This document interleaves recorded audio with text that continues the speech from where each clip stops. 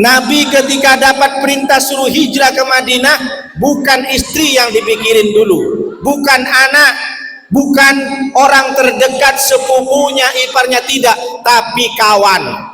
Apa yang saya ingin sampaikan, ibu, bapak, baik di majlis taklim, Baitus Salam, baik di komplek, harus punya bestie yang benar.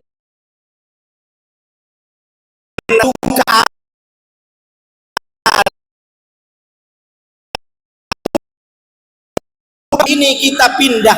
Apa kata Abu Bakar? Siap ya Rasulullah.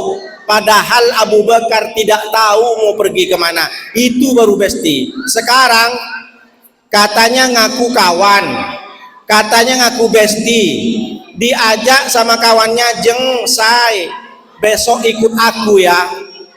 Banyak bertanya, kemana? Nanti makan apa? Kira-kira aku ditraktir apa enggak? Berapa lama kita pergi? Banyak kali cerita. Kalau ibu ngajak orang, ngajak kawannya, masih banyak pertanyaan, bukan bestie. Kenapa Pak Ustadz nanya seperti itu? Dia trauma ketika diajak kawan makan di warung. Kenapa Pak Ustadz? Makan di warung kebanyakan sekarang, terutama ibu-ibu, 5 orang, 6 orang makan di warung, tiba-tiba setelah makan semua pura-pura, ada yang pulang duluan, ada yang pura-pura ke toilet. Kenapa Pak Ustadz? Untuk menghindari membayar. Makanya ibu-ibu kalau pergi bersama-sama kawan tiba-tiba makan, harus akad dari awal. Ini siapa kira-kira yang bayar makanan kita? Apakah kita topak-topak atau gimana? Ini kadang orang jalan keluar dengan kawannya, setelah makan bingung dia mau bayar. Ada yang pura-pura sembunyi di toilet. Kenapa? Takut mau bayar. Akhirnya semua nggak pada bayar. Diajak makan sotong udang yang enak, ada orang yang mau ngasih 15.000. Mana cukup makan lobster bayar 15.000. Jadi apa Pak Ustadz? Mulai hari ini ibu harus punya baik suka dan duka. Ketika kita jatuh, ketika kita bangkrut, sesungguhnya Allah ingin menunjukkan kepada kita siapa sahabat sejati. Kok bisa Pak Ustadz? Setiap hari ngumpul, setiap hari ngopi, tapi ketika kita sakit gak datang kawan tuh, padahal sering ditraktir sama kita, cuma ngirim stiker saja, "Syafakallah ya, mudah-mudahan kau sembuh ya." Kata kawan yang lain, "Amin, amin, amin, amin." Gak datang ke rumah. Katanya punya kawan di Facebook 5.000, di TikTok 13.000. Ketika sakit, apakah yang 5.000 datang ke rumah? Gak ada, Bu. Maka siapa Pak Ustadz? Bapak kalau sakit kira-kira teman nongkrong yang di warung kopi datang semua? Gak ada datang Pak. Yang ada istri bapak yang ngambilin air minum. Ibu juga begitu. Ketika ibu sakit, yang katanya punya bestie di luar, tak sempat datang ke rumah. Sibuk aku mau ngantar anak, padahal tiap hari bestie. Banyak bapak-bapak itu ketika keluar menghindari dari istrinya. Kata istrinya diajak jalan nggak mau, lebih memilih temannya. Padahal teman yang sering nongkrong ketika sakit dia tidak datang. Maka ketika kita jatuh, ketika kita sakit, ketika kita bangkrut, sebenarnya Allah ingin menunjukkan siapa sahabat sejati kita. Kalau memang dia bestie, benar-benar bestie, pasti dia akan datang, tidak hanya sekedar mendoakan lewat WhatsApp. Mendoakannya pun pakai stiker, nggak mau ngetik. Maka yang pertama saya sampaikan, harus jaga persatuan. Nah, beliau menunjuk job description-nya. Sayyidina Ali yang berperan menggantikan Nabi di tempat tidur. Abu Bakar yang menemani Nabi ketika masuk ke gua. Ada namanya Abdullah bin Quraikid. Dia adalah orang kafir Quraisy, Yahudi, tapi dia bisa membantu kepada Nabi untuk bisa menunjukkan jalan menuju ke Madinah. Ada namanya Asma binti Abu Bakar, perempuan yang mengirim makanan Nabi naik manjat ke Gua Sur. apa namanya, Gua Tsur. Kalau yang terima wahyu namanya Gua Hira.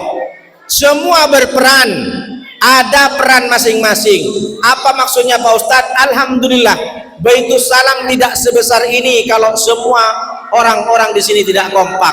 Ada Pak RW yang datang, Pak RW 018, masih muda ya, umur 30 Pak RW, umur 30, 29 atau 30.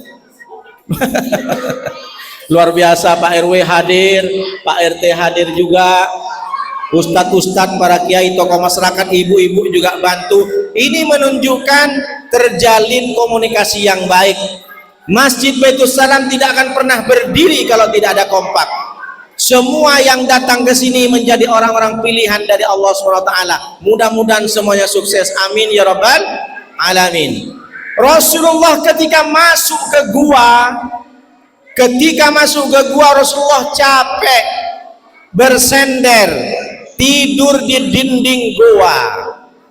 Ini menunjukkan pengajian ada ibu-ibu yang ngantuk, yang tidur di tiang, jangan disalahkan. Kalau ibu nanti ada pengajian, ada dari kawan ibu-ibu itu dia tidur, sebenarnya dia bukan tidak mau mendengar pengajiannya, dia sebenarnya ingat dengan momentum Nabi Muhammad ketika bersembunyi di gua. Nabi Muhammad bersembunyi di gua 3 malam 2 hari, dari malam Jumat, malam Sabtu, malam Minggu. Kenapa Nabi Muhammad sembunyi? Apakah tak bisa Allah angkat dari Mekah ke Madinah? Apakah tak bisa perjalanan hijrah Nabi Muhammad itu dipersingkat oleh Allah? Innama amruhu idza arada syai'an ayyakuna lahu kun fayakun.